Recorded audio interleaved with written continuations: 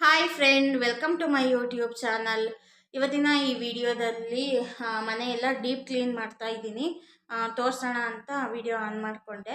Birthday ಎಲ್ಲ ಮುಗೀತಲ್ವಾ, ತುಂಬ ಜನ ಎಲ್ಲ ಇದ್ರಲ್ಲ, ತುಂಬ ಗಲೀಜಾಗ್ಬಿಟ್ಟಿದೆ. ನಾನು ಏನು ಎತ್ತಿಕ್ಕಿಲ್ಲ. ಅವ್ರು ಹೋದಾಗ ಹೆಂಗಿತ್ತೋ ಹಂಗೆ ಐತೆ.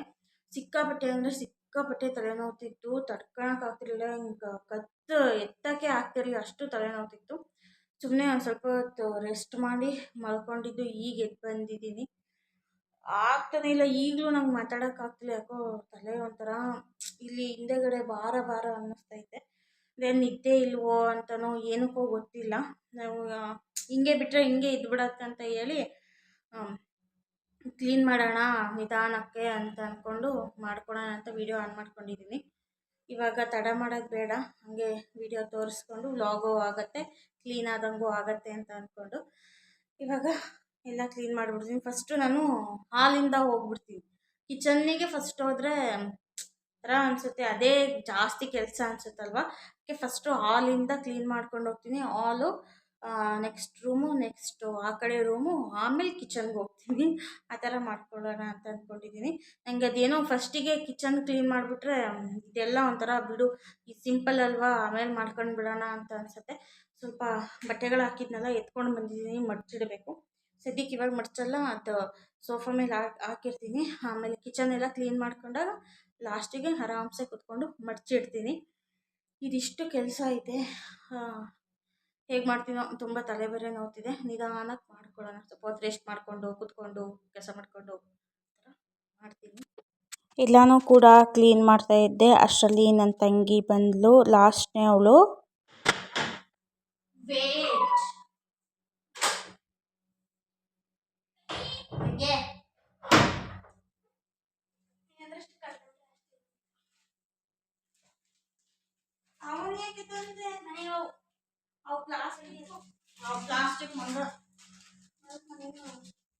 ಒಂದು ಸ್ವಲ್ಪ ಹೊತ್ತಿದ್ದು ಅವರು ಕೂಡ ಹೊರಟರು. ಈ ಬಲೂನ್ಗಳೆಲ್ಲ ಇದ್ವಲ್ಲ, ಅವನ್ನೆಲ್ಲ ತಗೊಂಡು ಹೋದರು. ನಮ್ಮ ಮನೆ ಕೆಳಗಡೆ ಇರೋರವರು, ಅವರೇ ಓನರು, ಅಮ್ಮರ ಮನೆ ಓನರು. ಪಾಪ ಕೂಡ ಬಂದಿತ್ತು. ಪಿ ಎಲ್ಲ ತಗೊಂಡು ಹೊರಟರು. ಅವ್ರು ಹೊರಟ ಮೇಲೆ ನಾನು ಮತ್ತೆ ಕ್ಲೀನಿಂಗ್ ಎಲ್ಲ ಸ್ಟಾರ್ಟ್ ಮಾಡಿಕೊಂಡೆ. ಈ ಡೆಕೋರೇಷನ್ ಮಾಡುವಾಗ ಇರೋ ಖುಷಿ ತೆಗಿವಾಗಿರೋದೇ ಇಲ್ಲ. ಅದೆಲ್ಲ ತೆಗೆದು ಎಲ್ಲ ಮಡ್ಚಿಡ್ತಿದ್ದೆ ಕ್ಲೀನಾಗಿ. ಮತ್ತೆ ಇನ್ನೊಂದು ಸಲ ಯಾರ್ದಾದ್ರೂ ಬರ್ತಡೆಗೆ ಯೂಸ್ ಆಗುತ್ತೆ ಅಂತ ಈ ಡೆಕೋರೇಷನ್ ಐಟಮ್ಗಳೆಲ್ಲ ಒಂದು ಕವರ್ ಒಳಗಡೆ ಹಾಕಿಡ್ತಿದ್ದೆ. ಕರ್ಟನ್ನು, ಅದು ಬರ್ತಡೇ ಲೋಗೋ ಬರುತ್ತಲ್ಲ, ಅದೆಲ್ಲ ಕ್ಲೀನಾಗಿರುತ್ತೆ ಮತ್ತು ಹಾಳಾಗಲ್ಲ ಅಂತ, ಪದೇ ಪದೇ ತರ್ಸೋಕ್ಕಾಗಲ್ಲ ಅಂತ. ಅಷ್ಟರಲ್ಲಿ ಹಸ್ಬೆಂಡ್ ಕೂಡ ಬಂದು ಸ್ನಾನ ಮಾಡಿಕೊಂಡು ಹೋದರು. ಟವಲ್ನ ಹಂಗೆ ಒಳಗಡೆನೇ ರೂಮಲ್ಲೇ ಹಾಕ್ತಿದ್ರು, ನಾನು ನೋಡೇ ಇಲ್ಲ.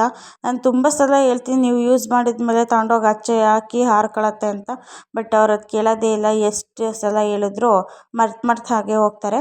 ನೆಕ್ಸ್ಟು ಈ ಸೋಫಾ ಮೇಗಳು ಬಟ್ಟೆ ಎಲ್ಲ ಹತ್ತಾಯ್ತಾ ಹೋಗ್ಬಿಟ್ಟಿತ್ತು, ಅದನ್ನೆಲ್ಲ ಹಾಕ್ತಿದ್ದೆ. ಈ ಕಡೆ ಸ್ವಲ್ಪ ಬಟ್ಟೆ ಇದೆ ನೋಡಿ, ಅದಷ್ಟು ಮಡಚಬೇಕಾಗಿರೋ ಬಟ್ಟೆಗಳೇನೆ. ನೆಕ್ಸ್ಟು ಹಾಗೆ ಸ್ವಲ್ಪ ಧೂಳೆಲ್ಲ ಕೊಡ್ಕೊಂಡು, ಧೂಳೇನಿರಲಿಲ್ಲ, ಸುಮ್ಮನೆ ಹಂಗೆ ಕೊಡ್ವಿ ಎಲ್ಲ ರೆಡಿ ಮಾಡಿದೆ. ಈ ಕಡೆ ರೂಮ್ ಕಡೆ ಬಂದರೆ ಸ್ವಲ್ಪ ಬಟ್ಟೆಗಳು ಮತ್ತು ಈ ಚಾಪೆ ಬೆಡ್ಶೀಟೆಲ್ಲ ಅಲ್ಲೇ ಇತ್ತು. ಅಜ್ಜಿ ತಾತ ಮಲ್ಕೊಂಡಿದ್ರಲ್ವ, ಹಂಗೆ ಹೋಗೋ ಅರ್ಜೆಂಟಲ್ಲಿ ಹಂಗೆ ಮಡಚಿ ಅಲ್ಲೇ ಇಟ್ಬಿಟ್ಟು ಹೋಗಿದ್ದೆ. ಮತ್ತು ಇನ್ನೊಂದು ಸಲ ನೀಟಾಗಿ ಮಡಚಿ ಬೀಗಿಡ್ತಿದ್ದೆ. ಇದೇನು ನಾವು ಯೂಸ್ ಮಾಡಲ್ವಲ್ಲ ಡೈಲಿ ಎಲ್ಲ, ಯಾರಾದರೂ ಬಂದರೆ ಅಷ್ಟೇ, ದೊಡ್ಡ ಚಾಪೆ ಬೇರೆ, ಅದಕ್ಕೋಸ್ಕರ ನೀಟಾಗಿ ಮಡಚಿ ಇಡ್ತಿದ್ದೆ ಹಾಳಾಗಬಾರ್ದಂತನ.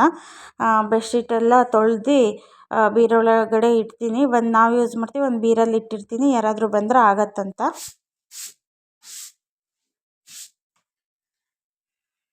ಓಕೆ ಫ್ರೆಂಡ್, ಇದು ಬಂದ್ಬಿಟ್ಟು ನಂದು ಮೆಚೂರ್ ಟೈಮು ಮಾಡ್ತಾರಲ್ಲ ಹೊಸಗೆ ಅಂತ, ಅದ್ರದ್ದು ಆಲ್ಬಮ್ ಇದು.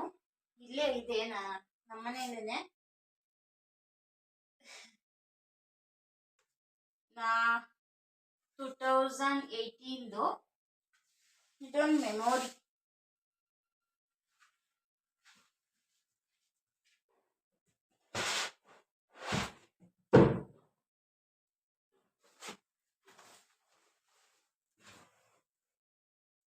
ನೆಕ್ಸ್ಟು ಈ ಬಾಸ್ಕೆಟಲ್ಲಿರೋ ಬಟ್ಟೆಗಳು ಬಂದ್ಬಿಟ್ಟು ತೊಳೆಯೋ ಬಟ್ಟೆಗಳು. ಇವತ್ತೇನು ಹಾಕೋದು ಬೇಡ, ನಾಳೆ ಹಾಕೋಣ ಅಂತ ಸುಮ್ಮನಾದೆ.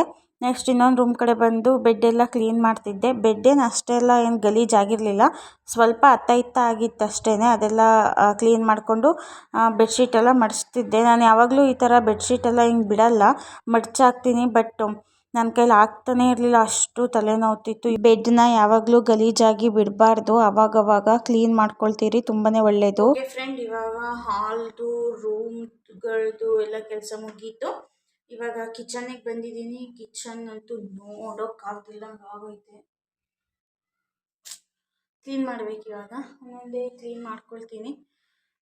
ನಿಧಾನಕ್ಕೇ ಎಲ್ಲ ಒಂದೊಂದೇ ಎಲ್ಲ ಕ್ಲೀನ್ ಮಾಡ್ಕೊಳ್ತಿದ್ದೆ. ತುಂಬ ಅಡುಗೆ ಮನೆ ತುಂಬ ಹರಡಿಬಿಟ್ಟಿತ್ತೇನೇನೋ ಐಟಮ್ಗಳು, ಕಲ್ಲಂಗಡಿ ಹಣ್ಣು ತಿಂದು ಅಲ್ಲೇ ಇಟ್ಟಿದ್ರು ಎಲ್ಲ, ಅದೆಲ್ಲ ಕ್ಲೀನ್ ಮಾಡ್ಕೊಳ್ತಿದ್ದೆ. ಫ್ರಿಜ್ಜಲ್ಲಿಡೋ ಒಂದಷ್ಟು ಐಟಮ್ಗಳೆಲ್ಲ ಇತ್ತು, ಅದನ್ನು ಒಂದು ಕಡೆ ಸೈಡಿಗೆ ಇಟ್ಕೊಳ್ತಿದ್ದೆ. ಆಮೇಲೆ ರೇಷನ್ ತಂದಿದ್ರಲ್ಲ, ಅದು ಡಬ್ಬಗಳಿಗೆಲ್ಲ ಹಾಕ್ಕೊಂಡು, ಅಕ್ಕಿ ಎಲ್ಲ ಹಾಕ್ಕೊಂಡು ಇಟ್ಕೊತಾ ಇದ್ದೆ. ನೀಟಾಗೆ ನಿಧಾನಕ್ಕೆ ಮಾಡ್ಕೊಳ್ತಿದ್ದೆ. ತುಂಬ ಟಯರ್ಡ್ ಫೀಲ್ ಅನ್ನಿಸ್ತಿತ್ತು. ಸಡನ್ಲಿ ಎದ್ಬಿಟ್ರೆ ತಲೆಯೆಲ್ಲ ತಿರುಗ್ದಂಗೆ ಆಗ್ತಿತ್ತು, ಯಾಕೋ ಗೊತ್ತಿಲ್ಲ. ನೆಕ್ಸ್ಟು ಒಂದು ಸ್ವಲ್ಪ ಪಾತ್ರೆಗಳೆಲ್ಲ ಅಜ್ಜಿನೇ ತೊಳೆದೋಗಿತ್ತು, ತಲೆನೋವು ಅಂತಿದ್ದಾಳಲ್ಲ ಅಂತನ. ನಾನು ತೊಳಿಬೇಡ ಅಂತ ಹೇಳಿದ್ದೆ, ಆದರೂ ತೊಳೆದಿತ್ತು. ಇನ್ನೊಂದು ಸ್ವಲ್ಪ ಆವಾಗ ಊಟ ಮಾಡಿದವು ಸ್ವಲ್ಪ ಇದ್ವು ಅಷ್ಟೇ, ಅದು ನಾನು ತೊಳ್ಕೊಳ್ಳೋಣ ಅಂತ ಸುಮ್ಮನಾದೆ. ಎಲ್ಲ ಪ್ರತಿಯೊಂದು ಎಲ್ಲ ತೊಳೆದು ಹೋಗ್ಬಿಟ್ಟಿತ್ತು. ಪಾಪ ನಮ್ಮ ಅಜ್ಜಿ ಬಂದರೆ ಹಂಗೇನೆ, ನಮ್ಮ ಅಜ್ಜಿಗೂ ಸುಮ್ಮನೆ ಕೂತ್ಕೊಳ್ಳೋದೇ ಇಲ್ಲ, ಏನಾದರೂ ಕೆಲಸ ಮಾಡ್ತಾನೇ ಇರುತ್ತೆ.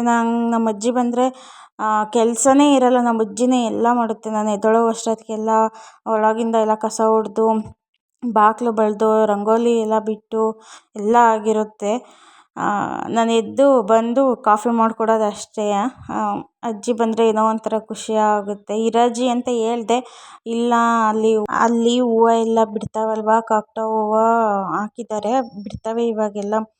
ತುಂಬ ಜಾಸ್ತಿನೇ ಬಿಡ್ತಿರ್ತವೆ, ಅದಕ್ಕೆ ಸುಮ್ಮನೆ ವೇಸ್ಟ್ ಆಗ್ತವೆ, ಅಲ್ಲಲ್ಲಿ ಉದುರೋಗ್ತವೆ ಸುಮ್ಮನೆ ಅಂತ ಅಂದ್ಕೊಂಡು ಹೊರಟರು. ಬರ್ತೀವಿ ಯಾವಾಗಾದರೂ ಅಂತ. ಫೈನಲಿ ಎಲ್ಲ ಕ್ಲೀನ್ ಆಯಿತು. ಕಿಚನ್ನು ಸಾಕಾಗೋಯ್ತು ಕ್ಲೀನ್ ಮಾಡೋ ಅಷ್ಟರಲ್ಲಿ.